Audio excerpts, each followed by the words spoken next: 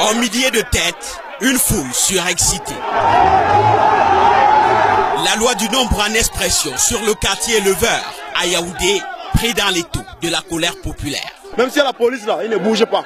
On préfère mourir. Dans cette maison au fond du couloir, 3 suspects qui seraient impliqués dans le meurtre d'une fille âgée de 6 ans. Sa tante, sa mère et ce tonton gentil, patron de sa mère.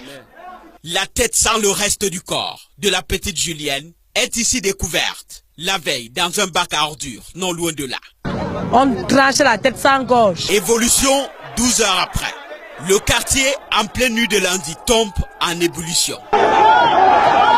Une autre découverte là, à quelques 3 kilomètres du bac, des parties du corps de l'enfant, à moitié calcinées. Vous pouvez voir les bois, ils ont essayé de brûler, je ne sais pas ce qu'ils voulaient faire bien avec le corps. C'est le désert. Aux alentours, toutes les portes sont closes, y compris la cuisine de fortune utilisée pour le crime, vide mise sous scellé par une dernière voisine presque muette.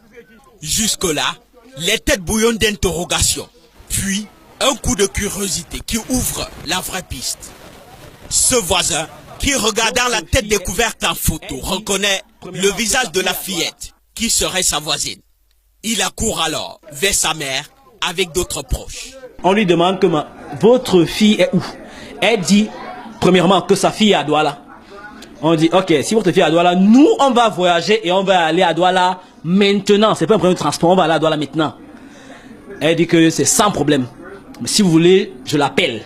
Ça veut dire, j'appelle celle avec qui elle est, c'est ma petite sœur, vous causez avec elle. Nous, on lui dit qu'on préfère l'appel vidéo. Elle dit, ok, sans problème. On enregistre l'appel et elle cause avec une dame qui est en Kouaban. Elle dit que je viens comme ça prendre Lily chez toi, hein. Je vais venir prendre Lily chez toi. Elle dit que non, je sais que Lily est chez grand-mère. Entre-temps, chez grand-mère, c'est à l'immeuble, c'est là où Lily vit depuis. Quand on a commencé à poser les questions à la dame au départ, on s'est rendu compte qu'il y avait quelque chose de louche parce qu'elle bégayait.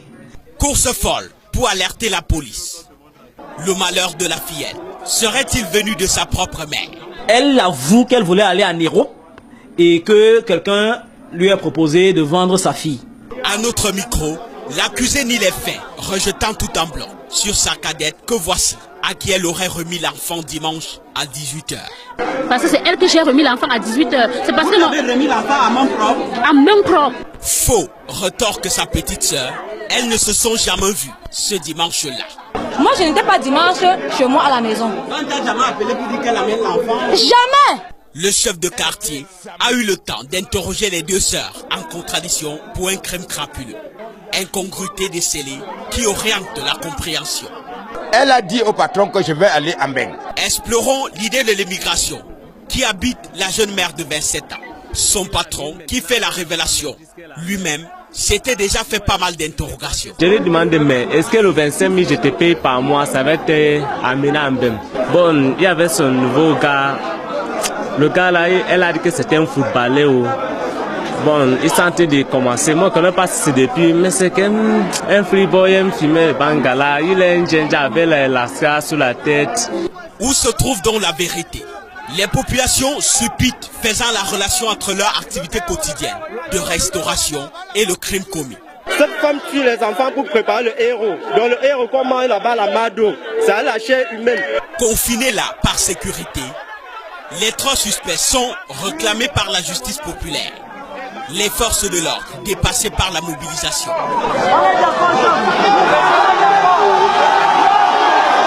Quand l'extirpation est engagée, c'est la débandade.